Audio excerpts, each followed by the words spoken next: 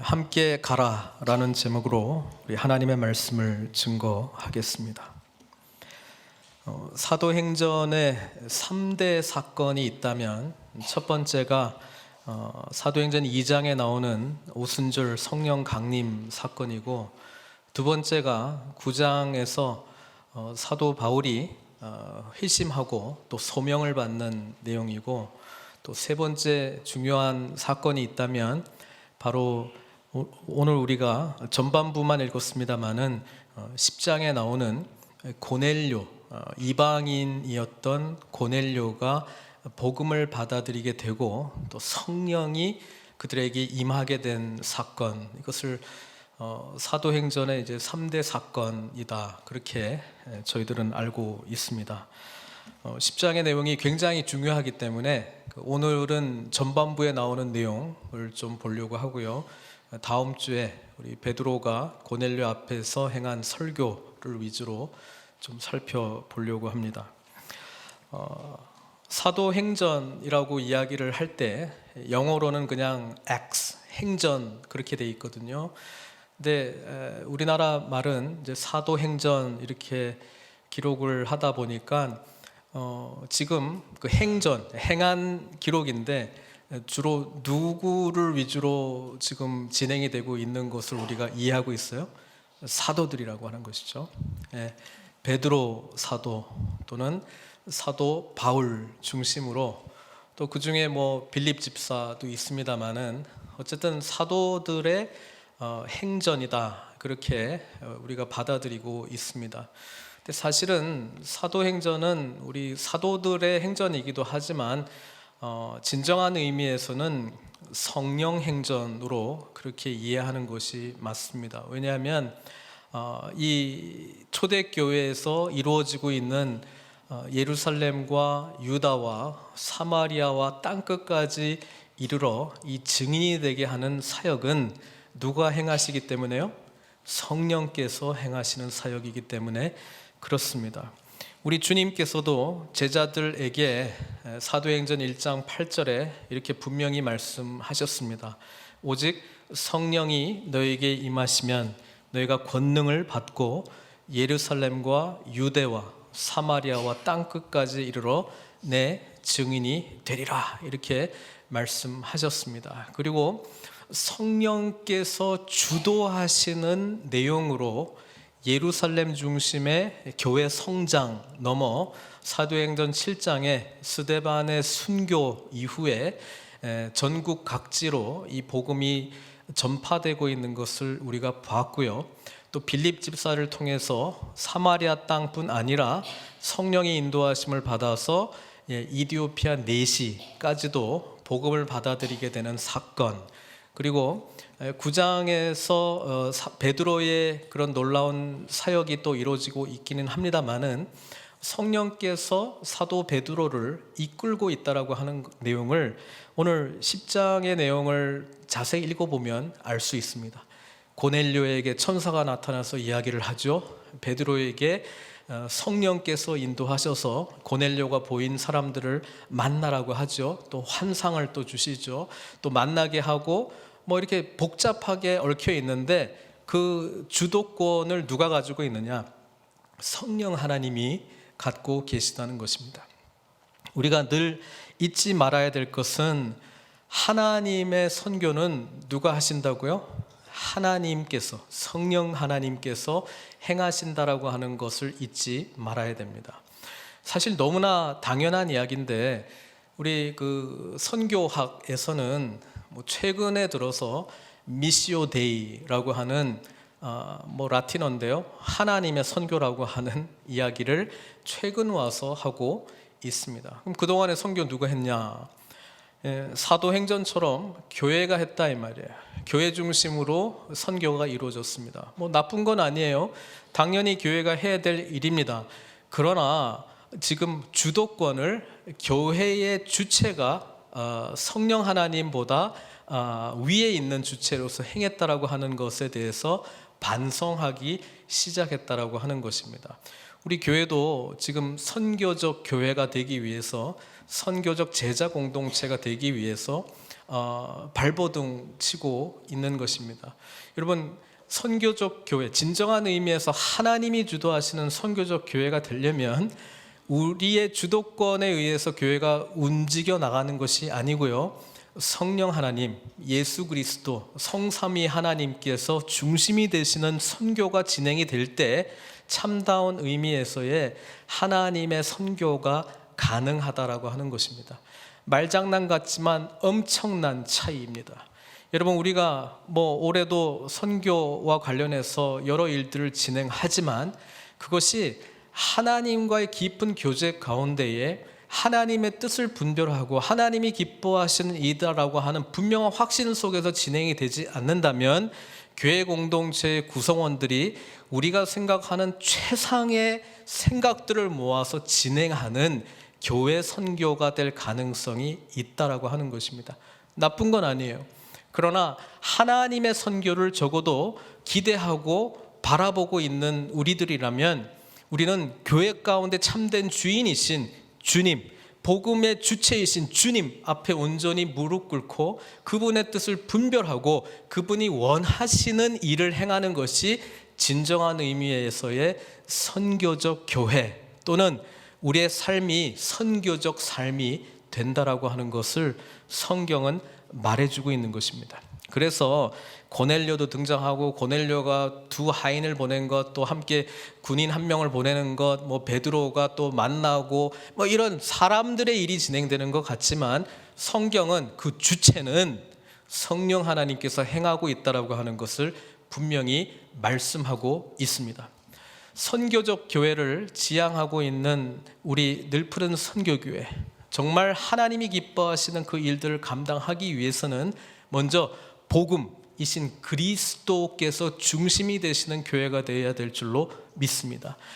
그리스도께서 주인이 되신다, 중심이 되신다라고 하는 의미는 그 말씀이 분명히 들려지고 그 말씀을 분명히 분별하고 그 말씀대로 분명히 순종하는 모습이 우리의 몸된 교회 가운데 이루어지고 있다라고 하는 확증이고, 그것의 결과는 보냄받은 자로서의 선교적 사역들을 감당할 수밖에 없습니다. 왜? 하나님께서 그것을 위해서 우리를 구원하시고 불러주시고 사용하시기 때문에 그렇습니다. 자, 이것을 전제로 하고 오늘 본문의 말씀에 좀 보려고 하는데, 지금 앞에 고넬료가 성령 하나님의 인도라고 표현하지 않고 여기는 천사라고 이야기를 했죠. 왜? 아직 성령님을 받지 않았습니다. 그죠? 그래서 하나님의 천사가 나타나서 욥바의 시몬이라는 사람이 있는데 그 사람을 불러서 만나봐라, 이렇게 지금 지시를 했고요. 고넬료는 이방인이고 또 가이사랴라고 하는 항구 도시입니다. 헤롯 대왕, 예수님 태어날 때 그 헤롯 대왕이 건축의 대가였기 때문에 헤롯 더 그레이트 그렇게 부르고 있는데요. 여기 그 항구 도시를 지었습니다. 그리고 로마식으로 지었습니다. 지금도 가면은 수로가 지금도 거기 있고요. 이 가이사랴는 로마의 총독이 거주하는 곳이었죠. 그래서 그 이달리아 부대 천부장을 세워놓고, 그러니까 약 1000명의 사람을 거느리는 사람이죠.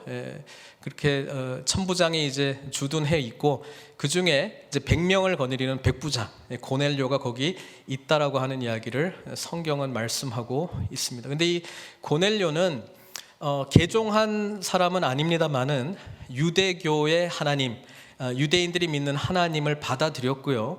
또 진실로 섬기기 위해서 정말 힘썼던 사람이라고 성경은 기록하고 있습니다.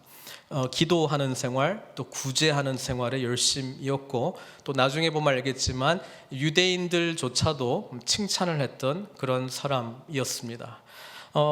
이 고넬료에게 하나님의 천사가 임해서 베드로를 만나라고 했는데 베드로가 결국 만나서 전한 것은 복음이었습니다. 복음은 예수 그리스도였고, 이 복음이 증거될 때 성령님이 임하는 놀라운 사건, 그거를 다음 주에 좀 보려고 하고요. 그렇게 진행이 됐고요. 지금 고넬료에게는 이런 일이 일어나고 있었는데 베드로에게는 하나님께서 이방인들을 향해서도 성령님을 내리시기로 작정 특정하신 하나님의 마음을 조금씩 나누는 거예요.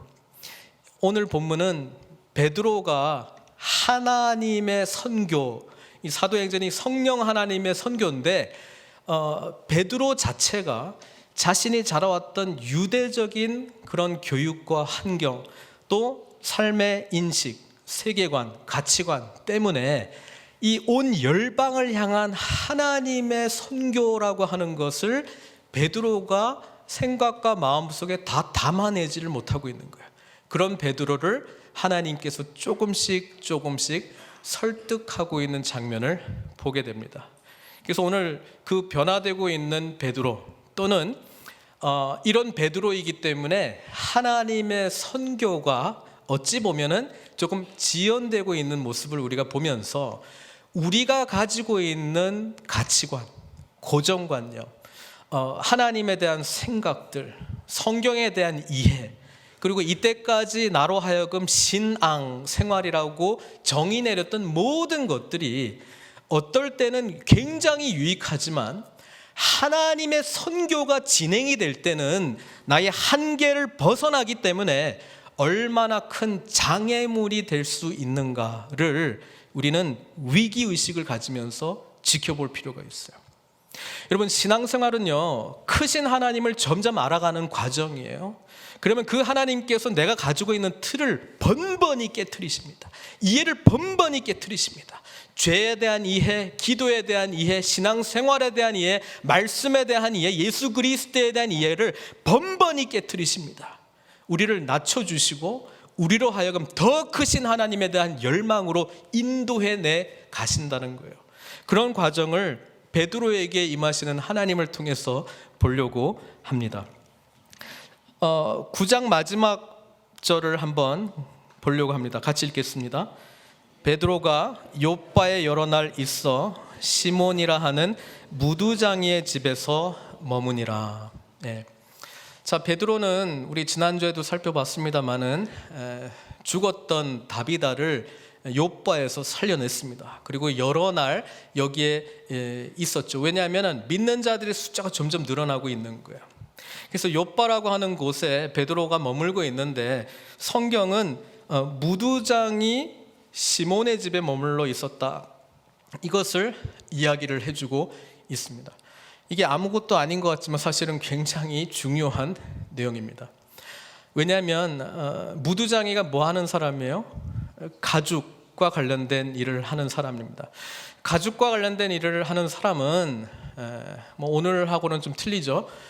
항상 뭘 가까이 해야 되냐면은 죽은 짐승을 가까이 해야 됩니다. 유대법에 의하면 죽은 짐승을 만진 자는 부정한 자가 되는 거예요. 부정한 자가 되는 거예요.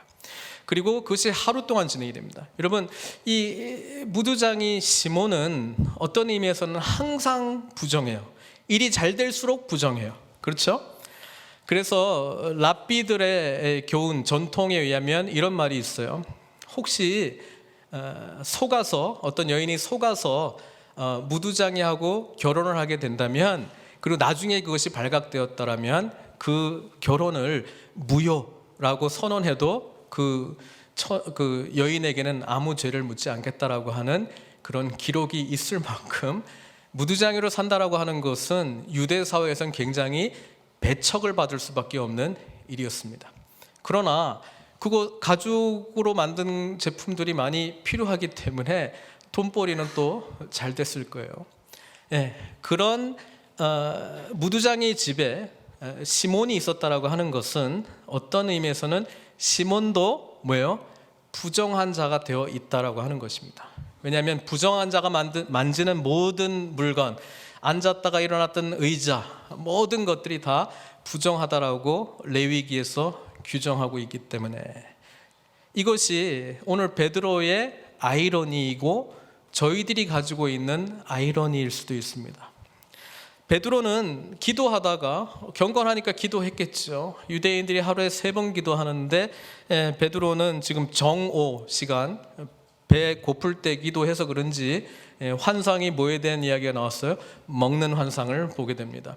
하늘에서 보자기 같은 것이 내려오는데 거기에 뭐 4발 달린 짐승, 그다음에 새 여러 기는 것들이 있었습니다.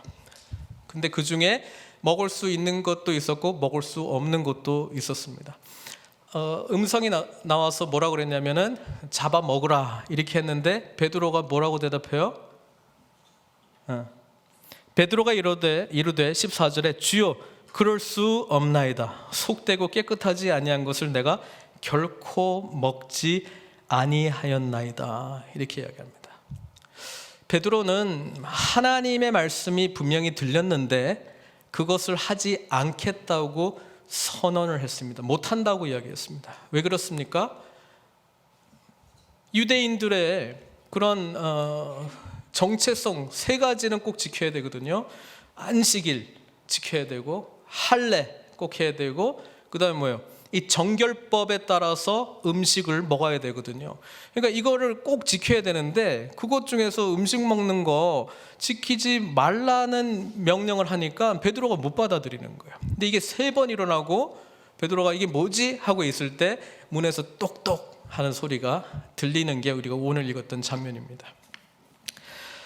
구약 성경에 보면 어떤 것이 정한 음식이고 어떤 것이 부정한 음식인가 레위기 11장에 나와 있습니다. 11장. 그래서 저는 외울 때 이제 젓가락장이다. 11장이니까. 예. 그리고 신명기에는 14장이에요. 그래서 외울 때 식사장이다. 이렇게 외웠는데 신명기 14장이든 레위기 11장이든 먹는 것과 관련된 내용이 있습니다. 그래서 정한 음식, 부정한 음식이 있는데 우리 한국 사람들이 좋아하는 음식은 주로 부정한 음식이 되게 많아요. 특히 오징어, 해물 이런 거 비늘 없는 거 하여튼 우리 한국 분들이 좋아하는 음식들은 부정한 음식들이 굉장히 많이 있습니다. 근데 어쨌든 다 기록이 돼 있고요. 근데 재미있는 거는 11장 마지막 부분에 뭐라고 기록되어 있냐면 한번 같이 보겠습니다. 11장 24절입니다. 쭉 먹을 수 있는 동물, 먹을 수 없는 것 쭉 나오다가 24절에 뭐라고 나와 있다고요? 같이 읽겠습니다. 이런 것은 너희를 부정하게 하나니 누구든지 이것들의 주검을 만지면 저녁까지 부정할 것이요. 그리고 39절에 이어서 뭐라고 나와 있냐면 너희가 먹을 만한 짐승이 죽은 때에 그 주검을 만지는 자는 저녁까지 부정할 것이며. 자, 여기서 우리 베드로의 깨끗하다라고 하는 개념이 2가지로 나눠집니다. 음식은 이거는 부정한 음식이니까 먹지 않겠습니다라고 말을 하는데 뒤에 나오는 내용 있잖아요. 뒤에 나오는 내용은 무시한 거예요. 왜냐하면 지금 무두장이 있잖아요. 무두장이가 사실 죽은 짐승을 만진 사람이기 때문에 이 집은 부정한 거예요. 그러면은 베드로 입장에서 이거예요. 11장 앞부분은 내가 믿고 뒷부분은 안 믿는 거예요. 그렇잖아요. 그러니까 무두장이 시몬의 집에 이렇게 막 유숙하고 있는 거 아니겠습니까? 여러분, 우리가 이 틀에 얼마나 많이 갇혀 있는지 몰라요. 성경을 알아요. 11장 정결법이야. 잘 알고 있습니다. 뒤의 내용은 별로 안 중요하다고 생각해요. 그래서 우리가 이 부분에 대해서는 경건하다 이야기를 하면서 너는 여기서 경건하나 저 사람은 경건하지 않냐 그런 거 엄청 신경 쓰다가 뒷부분에 내 자신이 부정한 부분에 대해서는 별로 중요하게 생각하지 않아요. 왜 그런 줄 아세요? 하나님의 말씀을 우리가 믿는다라고 다 이야기를 해요. 근데 어떤 분들은 자기가 선별한 말씀 책이 따로 있는 거예요. 중요한 장과 중요하지 않는 장 따로 있는 거예요. 잘 보고 열심히 알고 있는 것과 전혀 보지 않고 간과하는 내용이 똑같이 있음에도 불구하고 나는 내가 보고 중요하다고 생각하는 것을 믿고 있기 때문에 내 기준에 의하면 당신은 저 일은 부정한 일이야, 아니면 좋은 일이야, 선한 일이야, 우리 잣대로 규정을 내린다는 것입니다. 지금 오늘 본문은 뭐라고 이야기를 하고 있냐면 베드로에게 이런 이중적인 모습을 드러내고 있는 거예요. 같은 레위기 11장인데 너는 왜 앞부분에 대해서 나는 절대로 먹을 수 없습니다. 내가 어찌 속되다라고 하는 음식을 하나님께서 먹으라고 하십니까? 절대 안 됩니다. 나는 하나님의 정결법대로 살아가는 깨끗한 사람입니다. 왜 그러세요? 하나님이 이야기는 안 하셨지만 근데 왜 무두장이 시몬의 집에는 있니? 그런 거 우리가 볼 수 있어야 된다는 것입니다. 제 예전에 간증 하나 들었던 것이 기억이 나는데요. 이번은 예수님을 영접하기가 굉장히 힘들었다고 합니다. 왜냐하면 처음부터 당신은 죄인입니다 이렇게 이야기를 하는데 자기 자신에게 죄된 모습을 그렇게 발견할 수 없었다라고 생각했던 것 같아요. 내가 뭐 살인을 하냐, 또 내가 뭐 누구를 뭐 시기를 하냐, 내가 무슨 탐심이 있냐, 그런 거 없이 그냥 누구든지 이렇게 두루두루 잘 지내고 그런 사람한테 자꾸 뭐 지옥에 갈 죄인이라고 이야기하니까 도저히 처음부터 못 듣겠다라는 이야기를 했습니다. 그러다가 누가 로마서를 읽어보라고 해서 그 1장을 쭉 읽어보면은 인간의 전적 타락에 대한 죄의 목록들이 쭉 나오거든요. 제가 그 로마서 1장 다는 못 읽고 29절 30절만 제가 읽을게요. 곧 모든 불의, 추악, 탐욕, 악의가 가득한 자요, 시기, 살인, 분쟁, 사기, 악독이 가득한 자요, 수군수군거리는 자요, 비방하는 자요, 하나님께서 미워하시는 자요, 능욕하는 자요, 교만한 자요, 자랑하는 자요, 악을 도모하는 자요, 부모를 거역하는 자요, 뭐 이렇게 쭉쭉쭉 나와 있습니다.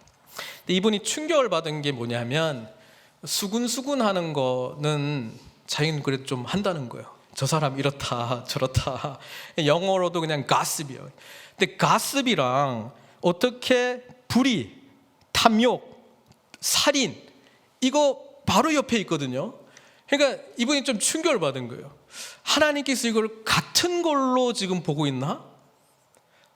살인한 거랑 어떻게 수군수군한 거랑 그럼 같은 걸로 보냐?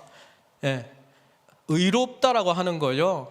대부분 사람들은 자기 기준에 의롭다, 의롭지 못하다 정해놨습니다.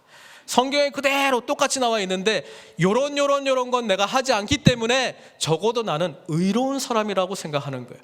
요거는 그래도 수근수링은 다 하는 거 아니야? 우리가 다 그냥 하는 거 아니야? 그런데 성경은 그것을 살인죄하고 같은 급으로 지금 놓고 있거든요.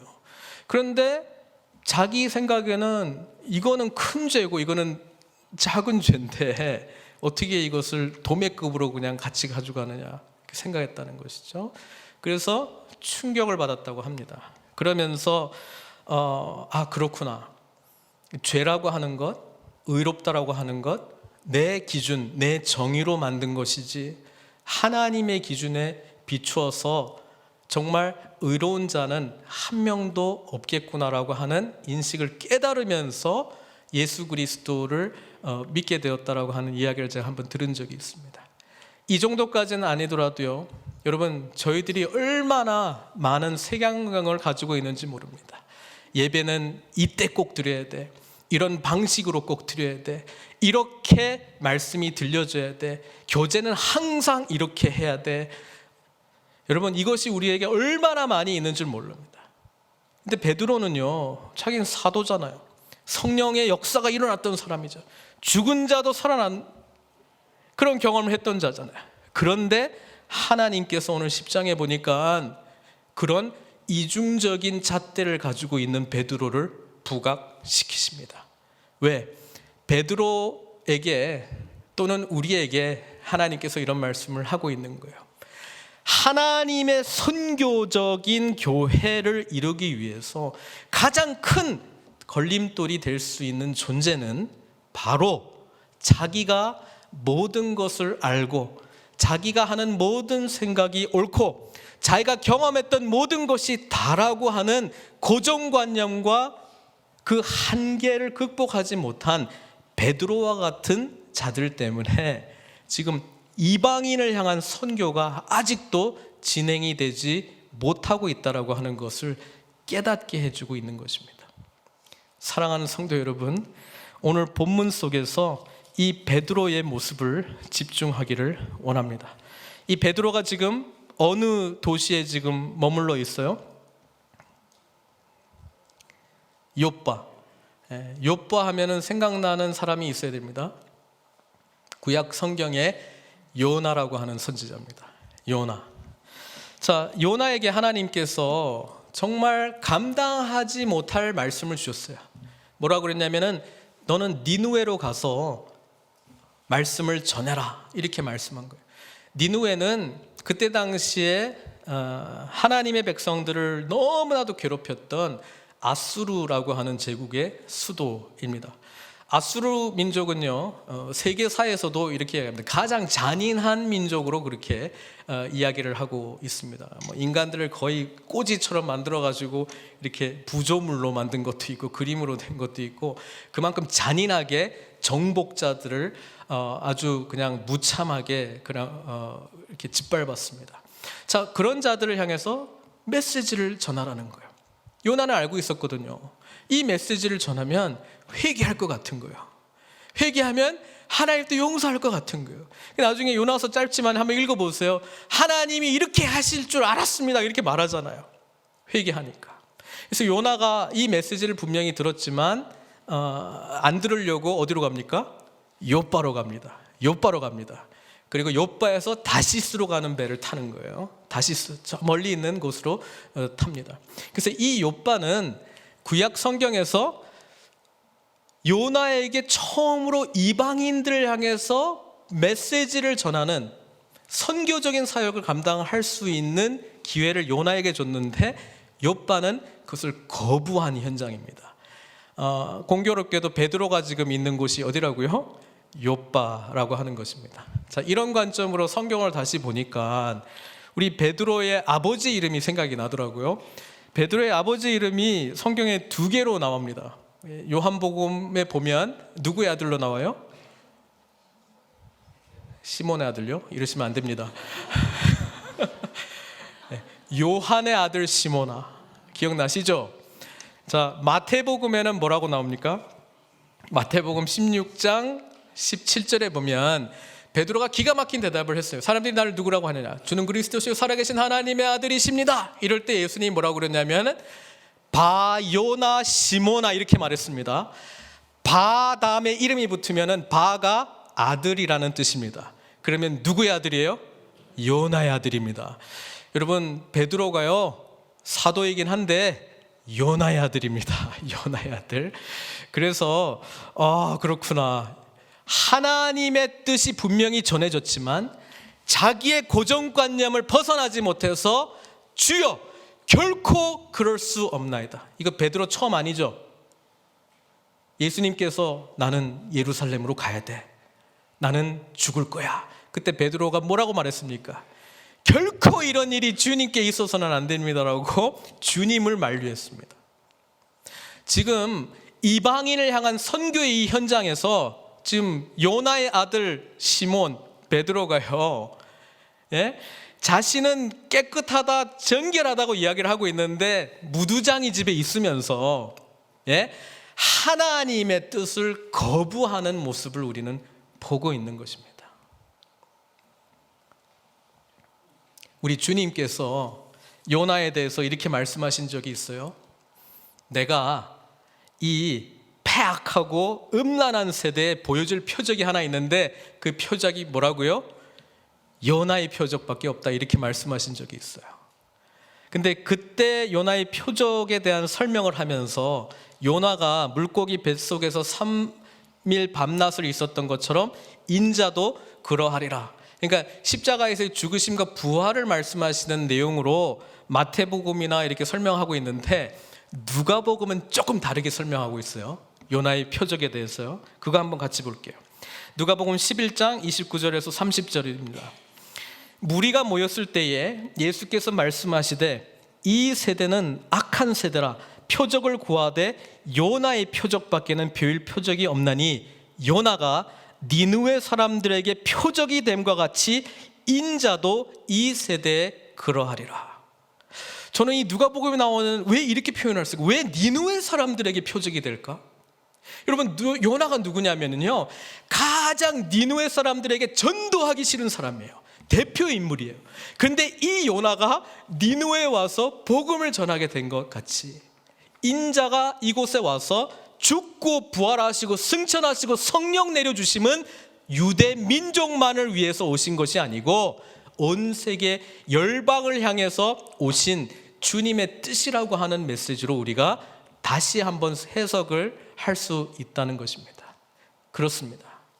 여러분, 우리가 예수 믿는다고 하면서요, 말씀 잘 안다고 하면서요, 기도한다고 하면서 얼마나 내 고정관념 속에 틀에 하나님을 가두어 놓고 있는지 모릅니다.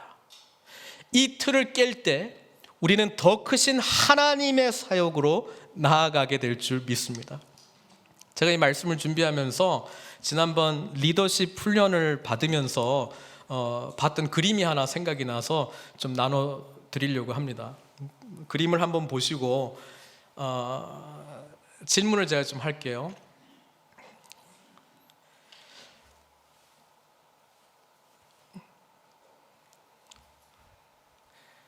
예, 이 그림을 좀 크게 해주시면 저런 그림이 있어요. 자, 이 그림을 보고 만약에 지금 끌고 있는 사람이 있고 미는 사람이 있는데 저 사람들에게 한마디를 한다면 어떤 말을 하겠습니까? 좀 생각해 보시면 좋을 것 같습니다. 그리고 옆에 사람이랑 좀 이야기 한번 해보세요. 예. 뭐 좋은 의견 있으신지 한번 들어보시고, 무슨 이야기를 하고 싶습니까? 뭐라고요? 바퀴를 가르라고요? 또 다른 분 있어요? 내가 밀게 네가 도와줘? 지금 밀고 있고 도와주고 있어요 지금.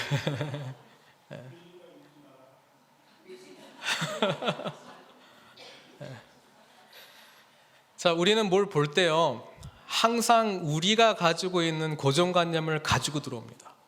그래서 대부분은 이 그림을 보면서 문제가 있다라고 생각을 하셨을 거예요. 문제가 있다고 생각했어요. 위에 그 바퀴가 있는데 지금 무식하게 지금 네모로 된 바퀴를 가지고 밀고 있는 저 모습을 보면서 답답하잖아요. 우리는 이것을 문제 상황이라고 일단 단정하고 들어갔습니다. 어떤 분들에게 물어보니까 네모로 된 바퀴가 경사진 곳에서 특히 무거운 것을 들고 갈 때는 바퀴는 쉽게 올라가지만 쉽게 또 내려오잖아요. 그래서 마찰을 느리기 위해서 이게 더 유리할 수도 있고요. 또 이렇게 계단식으로 되어 있는 구조에서는 저게 훨씬 더 안전할 수도 있다고 이야기를 합니다. 또 헬스 훈련을 하시는 분들은 이거를 트레이닝 겸 이렇게 시킬 수도 있다고 이야기할 수 있습니다. 자, 우리는 이 상황 가운데 단정하고 일단 들어가는 거예요. 뭘 먼저 했어야 되냐 하면 지금 끌고 있는 사람이나 미는 사람한테 찾아가서 왜 이렇게 하고 있는지 질문을 먼저 던져야 됐을 것 같아요. 그러면 그 상황을 이해가 되고 그 상황에 따라서 조언도 할 수 있고 아니면 내 자신이 그렇구나 이렇게 여기서 끝날 수도 있는 거예요. 제가 왜 이거를 보여드리냐면 우리가 주의 일을 할 때요, 내 생각과 편견을 가지고 들어오게 되면 하나님께서 만약에 저렇게 하라고 한 것이면 저렇게 하는 거예요. 근데 우리의 생각 때문에, 우리의 경험 때문에 당연히 모든 사람들이 그렇게 생각하고 있기 때문에 저것은 문제이고 당장 해결하기 위해서 저 위에 있는 바퀴를 여기다 꽂고 효율적으로 돌아가게 하십시오라고 이야기할지도 모르겠습니다. 여러분, 주님의 일은 효율적으로 진행돼서 성공하는 것이 아니고요, 하나님의 말씀에 대해서 순종함으로 성공하는 줄 믿습니다. 그렇다 그러면 우리 믿는 자들이 모든 상황 가운데 제일 먼저 취해야 될 자세는 하나님 뜻을 구하는 것일 것입니다. 하나님께 물어야 되는 것입니다. 하나님께서 무엇을 원하는지 진정으로 알고 그 말씀대로 순종할 때에 주님의 뜻을 온전히 이루게 될 줄 믿습니다. 베드로는 하나님의 음성이 들렸습니다. 그러나 요나와 같이 완전히 반대 방향으로 가진 않고 이게 무슨 뜻일까 생각하던 중에 성령께서 개입하셔서 그 상황에 대한 해설을 아직은 해주시진 않았지만 말씀하셨습니다. 함께 가라. 만나보니까 이방인들이에요. 만나보니까 고넬료라고 하는 이방인이 하나님의 천사의 인도하심을 받고 당신을 불러오라고 말했습니다. 이때 베드로의 반응은 이들을 율법 기준에 의하면 부정하다는 무두장이 시몬의 집에 초대를 했습니다. 그리고 그들과 함께 지금 준비되었던 식사를 나누었을 것입니다. 이것 때문에 11장에 베드로는 할례자들로부터 엄청난 질책을 받습니다. 너 이방인들과 함께 밥 먹었다며. 그것은 소문난 거예요.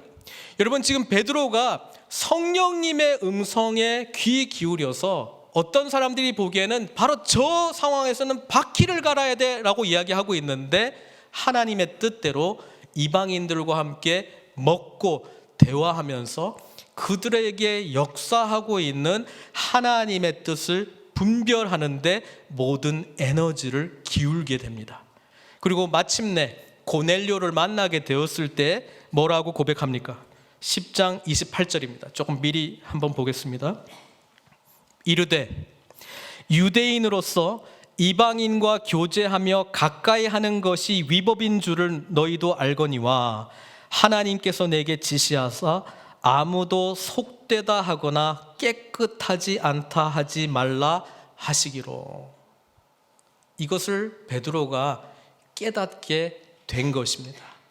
이방인들과 함께 하기를 원하시는 하나님의 마음을 깨닫고 그것을 순종으로 반응했던 것입니다. 바로 이 한 사람과 한 사람의 만남을 통해서 이제 이방인들에게도 성령 내리심을 하나님이 허락하셨노라 라고 하는 진리가 온전히 경험되어지게 되고, 베드로는 자신이 가지고 있었던 유대주의적인 틀을 깨고 온 열방을 향해서 하나님의 사역이 지속될 것이라고 하는 것을 확증하는 중요 인물로 등장하게 됩니다.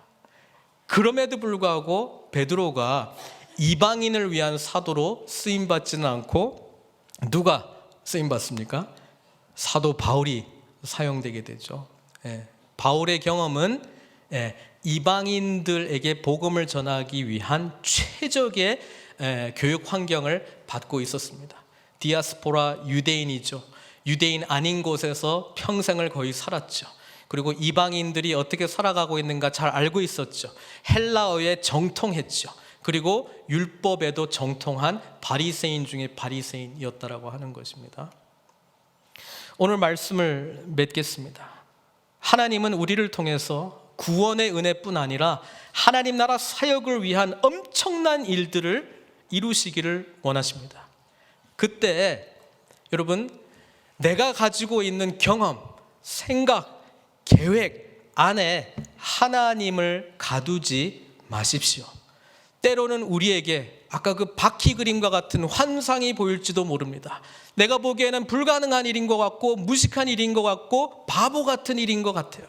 그러나 하나님의 뜻이라면 우리는 순종해야 될 줄 믿습니다.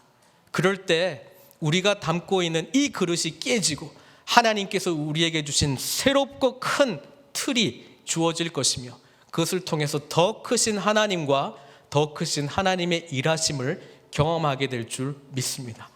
이 길로 함께 나아가시는 저 여러분들 되시길 주님의 이름으로 축원드립니다. 같이 기도하겠습니다. 하나님은 우리를 통해서 위대한 일들을 이루시기를 원하고 계세요. 지금 내가 살아왔고 알고 있는 그 틀 때문에 하나님의 역사를 혹 가로막고 있지는 않습니까? 아님